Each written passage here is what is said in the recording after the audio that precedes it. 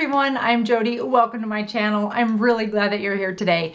If you are like me and you love luxury makeup products, but you don't always love paying luxury makeup product prices, then you are in for a treat today because I have taken all of my favorite Dior makeup products, and I didn't realize how much a lover of Dior I was until I did this exercise of taking all of my makeup and putting them in piles by brand, because I didn't think I really loved a brand that much. And to my surprise, of all the products I have, Dior had the most. So I have been on a journey to find you the best dupe. Now, in some cases, the dupe that I'm going to share with you is a dupe of formula, so that then you can go find the color that works best for you. And because there were so many products and I wanted to apply the products, both Dior and Drugstore, with you, then this video will be done in two parts. Today, we're going to cover the Dior products as well as their dupe for the foundation, concealer, bronzer, and yes, that highly coveted and much beloved Rosy Glow Blush. And yes, I have found a dupe for you guys. In fact, I kind of think the company made the dupe specifically because it matches so good. So be sure to subscribe and click that notification bell so that you know when that video comes out.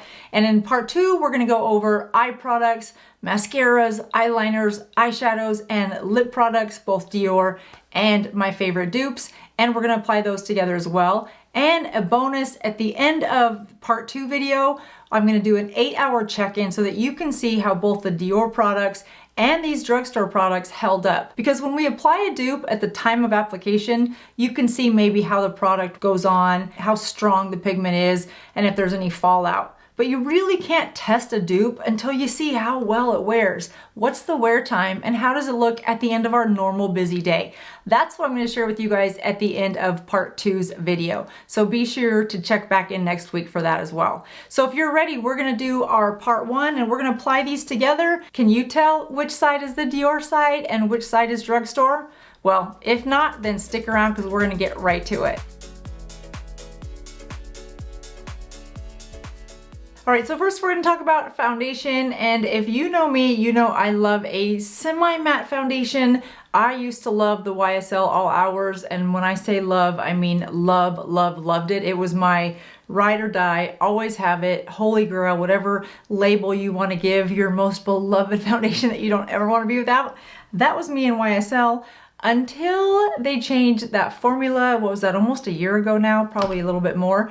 And I have yet to find another foundation that I love as much as the previous foundation by YSL. However, I think my next best is this Forever by Dior. Now this is the matte foundation. This is in 3in. This is not the Forever Glow. I found that one to be way too shiny, and I have oily skin in the T-zone, just as a reminder, and I'm more dry on the cheeks. So I have a little bit of everything going on, and that Dior Forever Glow was just too glowy. This does not wear like a dry looking matte. This does not wear like when you think of a matte foundation or some of those pictures where everything just looks so dry and lacks any luster. This does not wear like that. So again, I have it in 3in and I absolutely love it. I just take a little bit on my brush and we're just gonna go down half my face so you guys can see what the dupe is for this and how well it wears. Now on my skin already, I have a little bit of primer, I have my moisturizer, and I have my sunscreen,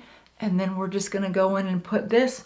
And again, 3in, if your skin tone is like mine, then 3in is probably a good color for you. One of the reasons I love Dior foundation and concealers is because their neutrals wear like neutrals. The new YSL, I don't really find a neutral. I find them to be pretty warm. So you can see this has a nice healthy glow without looking too shiny. It's water-based, so it wears well with a lot of your concealers, a lot of your cream products. It's just an overall nice foundation. It's a medium to full coverage, and it is buildable, and I built it for more glam looks if I wanted. So big fan of this, and a big fan of the dupe. You can see how well that covers on this side of my face compared to the other side. And again, I think that color match 3in is perfect for me because I don't use self tanners on my face, but I do use them all the way up to my neck. So I need that to match really well and blend flawlessly. And I think that 3in does. And on this side, you can see we need to add something. And when it comes to a good dupe for the Dior Forever matte foundation for under $12, the Maybelline Fit Me, I have it in 235. is the one I have selected after many trials and some bad makeup days. But I have really been impressed with this one. For the price point, you don't get as fancy of a bottle and you don't get a pump. You get nothing really other than the product itself, which, okay, we can live with that. It's a little hard to get out, as you can imagine, because without a pump or a dispenser, you're left with your fingers. But for a price point that we can live with, you know, some of the bells and whistles aren't going to be there. And that's okay. If the product wears the same, then we'll figure out a different way to apply it, no problem. The Maybelline Matte and Poreless is also obviously a matte foundation. It is buildable. It is not too matte, but it also is not overly shiny or radiant or luminous, or some of those keywords that we look for when we're saying, okay, how shiny is it going to be? And you will see by how well it covers, it goes on a little bit more like a sheer to medium coverage, and it is buildable all the way up to a full coverage. You can see the consistency between the two is very similar. The Maybelline Fit Me Matte and Poreless is just a little bit thinner consistency, which does require you to use a little bit more, but it blends out just as easily, and with or without powder, it lasts throughout the day. And for me, that was up to about 12 hours. So I was really impressed with how well this went on, how easy it was to blend and smooth out the product, and then how well it wore with other products, which you're gonna see today. So just like that, you have a very nice, good, flawless coverage that's more on the matte side and at a fraction of the price point. So now let's move into what we need as we age, and that is concealer. I personally like the Dior Forever better than the Backstage. I find that this one is easier to blend. It's a little thicker of a formula. It lasts longer, and the colors that you can get this in just matched my skin better. This one did not settle into fine lines as long as I set it with a nice setting powder and did not bake with it. I wear it in color 1.5 in, again, neutral. I love their neutrals. And it has a doe foot applicator, and I'm just gonna put a few little dots right through there and any areas where I am purple, and then I like to use that up on my eyelid. I'm gonna let that sit for just a second. On this side, my dupe side, I tried a lot of different concealers, you guys, to try to find something that was better than the e.l.f. 16-hour camo or even the e.l.f. hydration camo concealer, and I came back to both of these. e.l.f.'s 16-hour camo concealer is a little bit thicker of a consistency, which I like on more glam situations, and then e.l.f.'s hydration concealer is a little bit thinner and it offers hydration. Obviously, it's in the name. I have it in light ivory. This also comes with a doe foot applicator, and I'm going to show you by just going with the coverage side by side, but I think either of these two concealers is a really nice dupe for this Dior. So price points are very different. I believe this is about $45 and these are under 10. So we're doing pretty good on saving some money and yet still having really good products. So for my concealers, I like to just go in with a synthetic brush and blend that around to ensure that I get really nice sheared coverage. I don't want this to go on really thick.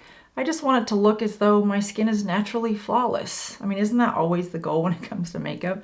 I mean, we try to do that, but there are days when it just, we go outside and be like, what the heck happened to our makeup day? And with summer, isn't that more and more the case? You go outside and it's so light out and you're like, oh my goodness, what in the world was I thinking? I need more mirrors, or I need better glasses with the mirrors. I don't know, but the older I get. And so you can see how well both of these concealers work. There's really not a difference in the coverage from the e.l.f. to the Dior. The Dior has some skincare built into it, and the packaging is nicer. But if you don't care about the packaging and you're really just concerned with how well the product works, how long it lasts, how easy it is to find your color, then you will be equally as happy with the dupe of e.l.f. I don't know if e.l.f. would appreciate being called the dupe, but if you're e.l.f., you are the dupe of Dior in the concealer space, as far as I'm concerned, and who am I? I'm nobody.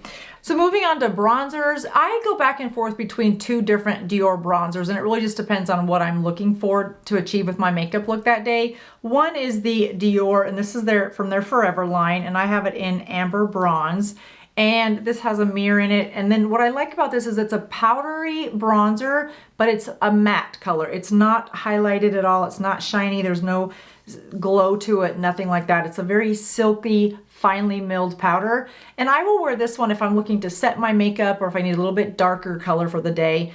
And remember, as I stated earlier, the dupes that I found are not dupes in terms of color, but they are dupes for the formula. That way, when you know what the dupe is, you can find your color in that formula. If I was to go find a dupe for this specific color, then that dupe would only work for the people that wear this same color bronzer as me, and that's a limited amount of people. So really what I wanted to do was find you guys dupes that were the formula so that you could then within the formula find the right color. I hope that makes sense. The exception is the eyeshadows because you need color. That is the whole point of eyeshadows, as well as that iconic, is it iconic yet? It might not be iconic yet. Hasn't been out that long to be iconic, but highly popular Rosy Glow. A good dupe in terms of formula for the Dior Forever bronzer is Milani's Silky Matte, and I have it in Suntan, which is number 3. Now, the first thing that you notice right off the bat, obviously, is the packaging. They're about the same size. One is over $40 and one is under $12. The Dior has beautiful quilt patch embroidery on the outside. It looks almost like Chanel's bags to me on the outside, although this is a more of a cream, which if you're gonna put a beautiful quilted leather patchwork on bronzer though, darker would have probably been better, at least for me, because this was probably 3 shades lighter before I've started using it, because it's bronzer and it's powder and it's gonna get everywhere. Along with that quilted patchwork on the outside, you do get a mirror on the inside, and then there is your product. Milani is not nearly as fancy, but that's okay. It's still about the same size. It is a round compact. It does not offer a mirror, nor does it offer a pretty leather patchwork. But when it's inside my purse in my vanity, I could care less what it looks like on the outside. Now again, these are not dupes in terms of color matches, but they are a great dupe in terms of the formula. You can just see how smooth and creamy both of those go on. Now the second Dior bronzer that I do reach for a lot, and I find that I reach for this one more often, and that's from the Dior Backstage line, and I have it in 3 Neutral, which is the same as that foundation. This one is not as fancy as the other one. It comes in a clear plastic case, no mirror. It's just fine though. This formula, although it is a powder, it goes on very much like a cream, which is why I found a dupe that is more on the creamy side. This is very easy to blend. It does have a little bit of a glow to it, whereas the Dior Forever bronzer was matte. That's why I love this one, especially in summertime. I also find that I reach for this one a lot if I'm going for a no makeup look. This is perfect right in the crease of your eye, just to give a little bit of depth or dimension without looking like you have makeup on. This was one of the most challenging to find a dupe for because of the creamy silkiness of that formula. And I did, however, find a really good dupe, again, in terms of formula, and that's L'Oreal's Infallible 24-Hour Fresh Wear Bronzer. I have it in medium 350, and you guys, the creaminess of this bronzing powder is so finely milled that it goes on like the smoothest, creamiest eyeshadow that you would have ever wanted to wear. It is so soft, and it wears like a cream. It doesn't settle into fine lines. I do wear it also in the crease if I'm going for a no makeup day. It's a very easy to apply, easy to blend, long-lasting, forgivable bronzer. It has just a hint of a glow, but not shiny, no glitter, nothing like that. So I'm gonna put both of these on so that you guys can see how well they wear, because we're just going for a soft no makeup look today. So I'm just gonna go up right up through here, just to give a little bit of a I've been out in the sun kind of look. The L'Oreal wears equally as beautiful. It's very soft and smooth to go on. It blends nicely. It doesn't go on blotchy. Now, any powder is gonna wear blotchy, whether it is a $10 drugstore or a $50 luxury bronzer if you have dry skin. So that's one of the reasons that exfoliating your skin weekly, especially as we age and your skin becomes more dry, you'll want to exfoliate maybe 2 to 3 times a week. You have to decide what's best for you based on how dry your skin is. But having that skin exfoliated really allows you to have soft, smooth application of your foundations, your creams, your powders, anything that you're gonna put on your face. Another good tip when applying bronzer is to hold your brush way back here at the end so that you don't deposit too much color and you are able to put a soft look to the skin, soft blurred lines, and nothing too harsh, and allows you to blend things out more flawlessly. The closer you are to the end of your brush, the more pressure you're putting here, the more product you're putting there. And once you put bronzer, you guys know that once you apply bronzer somewhere, why does it seem like it takes forever? to get it out. Well, here we are, 4 products in. The drugstore side, we are under $45, yet the application of both types of makeup went on very flawlessly, very smooth. The look is very similar. The finishes almost identical. So let's finish off part 1 of the Dior dupes with this beautiful, highly coveted, sometimes difficult to find Dior Rosy Glow from the Backstage collection. I loved this color when I first, this is $45 first of all. Let's start there. Here's a Dior lipstick. Let's just put that in perspective of how not big this Dior Rosy Glow blush is. But you guys, it is pretty. I didn't want to like it. I really did not want to like it because I thought it was going to be way too bright because of how it looks in the package, but it really is not that bright. It's just a really cool toned, light, very faint, sheer almost color. I just think it's so pretty. And so I thought, we've got to find a dupe. There has to be a dupe. And I kind of think, I'm just going to put this on while we're talking. I kind of think, this is the worst brush. Why didn't I throw this away? I think I talked to you guys about this. This is the Lancome 7 brush that I absolutely hate. And I don't know why I even put it back in my brush set here. I used this one time for a TV appearance. I shared this with you guys also in that products I regret buying. And I wanted to clean it when I got home because it was in my purse. It was out at the TV station. And so I just wanted to clean it. I cleaned it one time and look at how the shape was after I cleaned it. And I clean my brushes all the same way. All of the brushes from a very low price point all the way up to my expensive brushes, they all dry in the shape that you put them in. And this one, I don't know why it didn't, so it shouldn't even be in my brush collection. So I'm just gonna grab the Fan Brush by Real Techniques. This is a fun one for blush. Put a little bit of that Rose Glow. If I'm using a powder blush, I like to apply it with a fan brush. I just feel like it covers the area that I wanna cover. I can angle it nicely so that it's in an upward motion so that it lifts my face. It fades out as it goes to my hairline, which is what I want. And it's just a nice way to put it right in that area where we would normally want blush to be. Now, if you like your blush to be more in the apples of your cheeks and more round, then a fan brush would not be your best brush for that application. It's hard to deny how beautiful this is, but it is also hard to justify $45 for blush that's the size of 2 eyeshadow palettes. But there's no worries because through trial and error and a lot of Ronald McDonald blush days, I have found you guys the dupe. Now I don't know this to be true, but I kind of have a suspicion, I'll let you guys be the judge of it. I kind of think that this brand specifically made this color blush to be a dupe. That's how good of a dupe it is. And because this is such an odd color, it's not your normal blushes, it's not your normal peach, mauve, pink colors that you see with blushes. It's very unique, which is why it is so pretty. That's not a dupe that we normally see from some cosmetic companies, but when I tell you that ColourPop's Prairie Air, I mean, what do you guys think? I don't know. I kind of think ColourPop made this to compete as a dupe. Now this is much more of a color dupe than a formula dupe. This Dior Backstage blush does have a creamy feel to it, where the ColourPop does have a little bit more of a powder feel to it. So in this case, this dupe is a color dupe, which as I mentioned would be the case for the blush and the eyeshadows because it's the color that we're going for when it comes to those things. When it comes to your foundations and your bronzers and powders and stuff, you're really looking for that formula dupe. The ColourPop does experience a little more fallout in the color than the Dior does. And you know, for that price point, I'm okay with it. And when I put this on, you guys are gonna think, wow, did ColourPop, did they make it as a dupe on purpose? I'm gonna have to say, I think so. What do you guys think? Don't they look very similar? I don't know anybody that works at ColourPop, nor would I expect them to say yes. As a matter of fact, we did specifically try to dupe the Rosy Glow because it was a very hot selling item and it's an expensive item and you can't really find it. So yeah, good marketing call on their part if that's what they did. It's a pretty darn good dupe, right? I think so too. And it's not expensive. The colors are just so pretty to me.